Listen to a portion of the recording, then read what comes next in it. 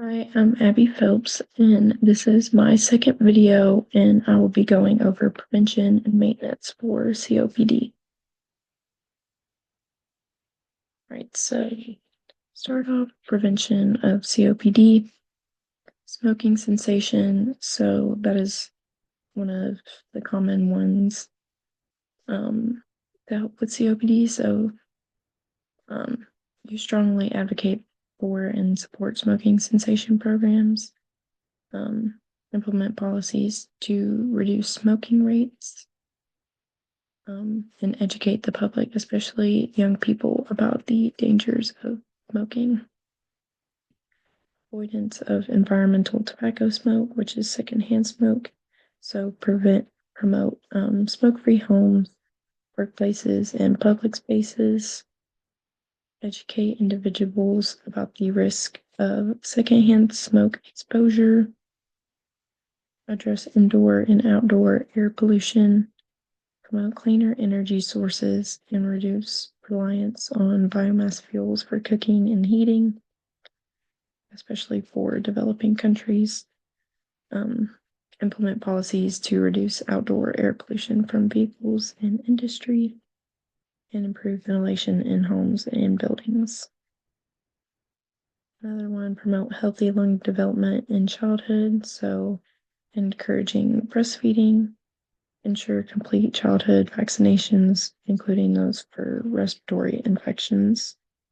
Minimize exposure um, and outdoor air pollutions during childhood. Um, Reduce the occupational exposures. So in the workplace, implement and enforce workplace safety regulations to minimize exposure to dust, fumes, and chemicals. Provide workers with appropriate respiratory protection, such as mask and ventilation in their workspaces. Regularly monitor workers' health and lung function in high-risk occupations.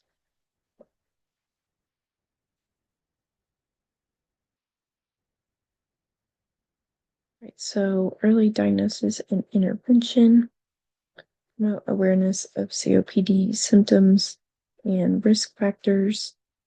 Encourage individuals with symptoms, which can be chronic cough or shortness of breath, to seek medical evaluation, and also utilize spirometry and lung function testing for early diagnosis. So PFTs, which is one of the most useful ways to diagnose COPD. Smoking cessation, even after diagnosis. So continue to strongly encourage and support smoking cessation in individuals diagnosed with COPD. Pulmonary rehabilitation. So refer appropriate patients to pulmonary rehab programs to improve exercise tolerance, reduce symptoms, and enhance quality of life. Vaccination. So recommend annual influenza vaccination and other vaccinations to reduce the risk of respiratory infections.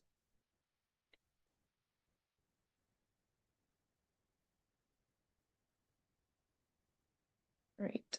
So management of um, other health conditions that can worsen COPD, such as cardiovascular disease, diabetes as well, adherence to medications. So educate patients about their medications and ensure they understand how to use them correctly, and address any barriers to medication adherence. Regular monitoring and follow-up. So schedule regular checkups to monitor disease progression, adjust treatment as needed, and provide ongoing support for your patients. Self-management education. So empower patients to manage their COPD effectively through education on topics such as breathing techniques, energy, and recognizing exacerbations. avoidance of triggers, so help patients identify and avoid triggers that can worsen their symptoms, such as allergies, irritants, and respiratory infections. So management of COPD. So first, diagnose and comprehensive assessment. So spirometry is key. PFTs, so post-bronchodilator, FEV1/FVC less than 0.7, confirmed COPD, kind of like how we talked about earlier. Severity grading, so GOLD 1 through 4 based on FEV1. So it can go from mild to very severe. Symptom and risk evaluation, use MMRC, dyspnea, CAT, impact on daily life, and it says exacerbation history, frequency, and then ABCD grouping, which combines severity, symptoms, and risk to guide initial treatment choices.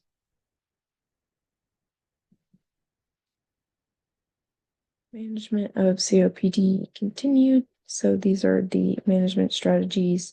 So the ABCD group. So group A, which is less symptomatic, low risk. So typically you'll use short-acting bronchodilator as needed for symptom relief, such as your SABA or your SAMA.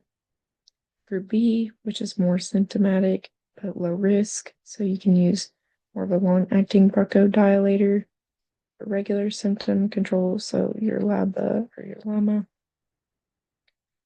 Group C, low symptomatic, high risk, long-acting agonist to reduce exacerbation risk, aka LAMA. Group D, more symptomatic, high risk, LAMA, which is often preferred as initial therapy, or LABA/LAMA combination, or inhaled corticosteroid. Sometimes it'll be in combination, which you have to consider their blood eosinophils are elevated, so suggesting a potential steroid response.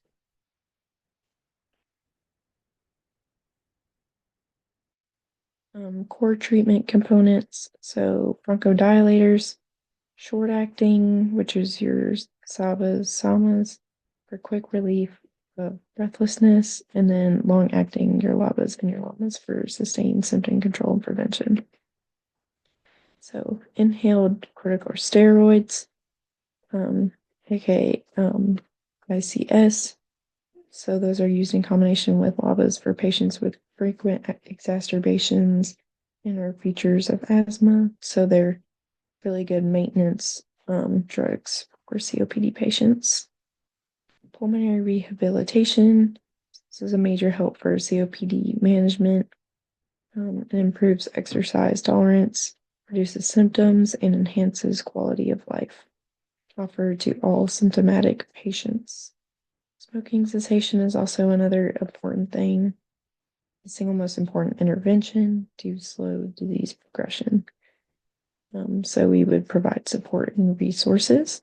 And then vaccinations, as we went over earlier, your influenza vaccination and other vaccinations to reduce the risk of respiratory infections.